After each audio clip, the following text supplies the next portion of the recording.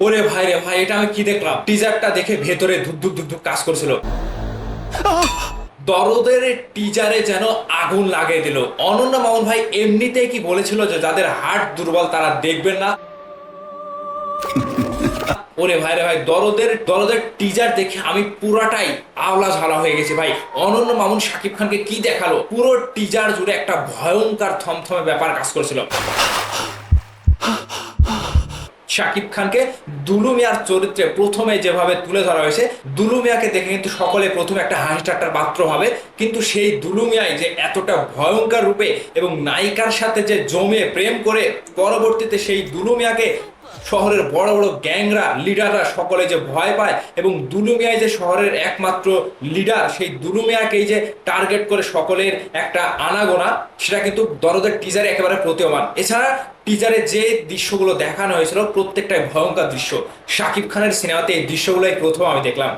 রীতিমতো শাকিব খানকে যেভাবে অনন্যা মামুন কাস্ট করেছে এবং শাকিব খানের পাশাপাশি যে সকল ভিলেন কলকাতার বড় বড় মারদাঙ্গা কাট অ্যাকশন কাটের যে অভিনয় শিল্পীগুলো অভিনয় করেছে দরদ সিনেমাতে, জাস্ট অস্থির। পুরো টিজারটা যেন রমরমে একটা চোখ ধাঁধানো ব্যাপার।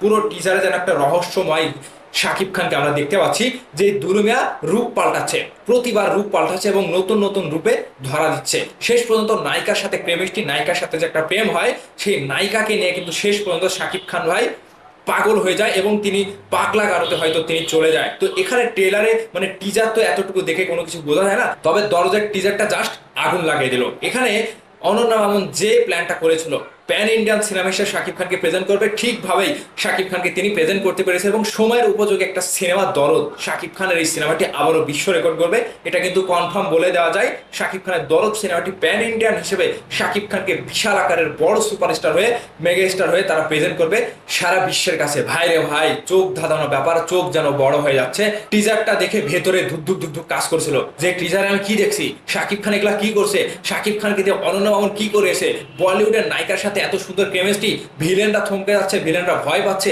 শাকিব খান দুলু মিয়ার চরিত্রে ভয়ঙ্কর রূপে ধরা দিচ্ছে। পুরো ট্রেলার জুড়ে একটা চোখ ধাঁধানো ব্যাপারের মতো ভেতরে ধুকধুকানিটাও কাজ করছিল। ভাই আপনাদের কাছে ট্রেলার মানে টিজারটি কেমন লেগেছে, দরদের টিজার আপনাদের কাছে কতটুকু ভালো লেগেছে ভিডিওর নিচে কমেন্ট করবেন। এবার টিজারের যে আবহাওয়াটা ফুটিয়ে তুলেছে, টিজারে যেন সবকিছু অন্যরকম, সবকিছু উল্টাপাল্টা, কখন কি ঘটে যাচ্ছে সেটা দেখে বোঝারই বুদ্ধি নাই, কেউ বুঝতে পারছে না কি হচ্ছে। দুলু মিয়ার সাথে ভিলেনদের যে একটা টক্কর, ভিলেনদের যে একটা চাল চতুরি, ভিলেনদের যে একটা প্ল্যান, কোনো কিছুই দুলু মিয়াকে হারাতে পারে না। সেই দুলু মিয়াকে কিন্তু ধরার জন্য পুরো শহরের ভিলেনরা ব্যস্ত।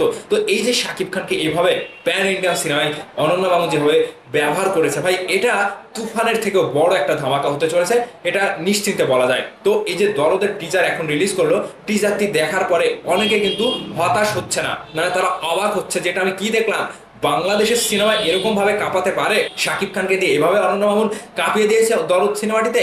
এছাড়াও এই সিনেমাতে অনেক রকমের টুইস্ট রয়েছে যেগুলো টিজারে সবকিছু প্রকাশ করা হয়নি।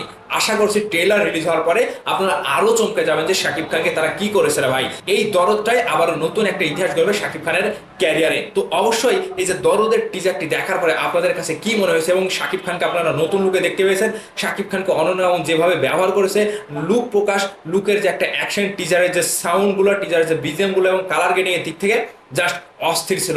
এই টিজারটি দেখার পরে আপনার কাছে কেমন লেগেছে এবং 10-এর মধ্যে এই টিজারে আপনি কত দেবেন অবশ্যই ভিডিওর নিচে কমেন্ট করে জানাবেন। ভালো থাকবেন, ধন্যবাদ সম্পূর্ণ ভিডিওটি দেখার জন্য।